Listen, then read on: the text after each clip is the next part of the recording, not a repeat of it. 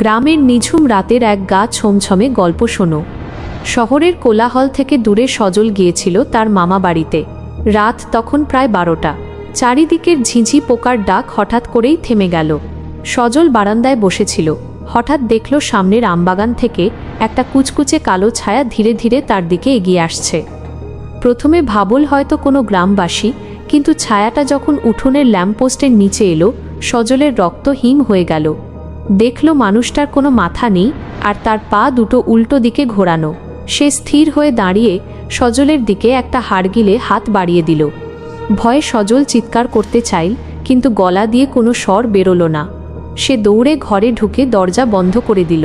হাঁপাতে হাঁপাতে জানলার ফাঁক দিয়ে বাইরে তাকাতেই দেখল সেই ছায়াটা আর উঠোনে নেই।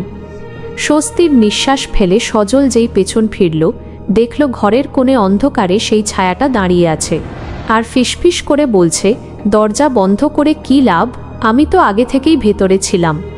পরদিন সকালে সজলকে ওই ঘরেই পাওয়া যায়, কিন্তু তার চুলগুলো ভয়ে ধবধবে সাদা হয়ে গিয়েছিল।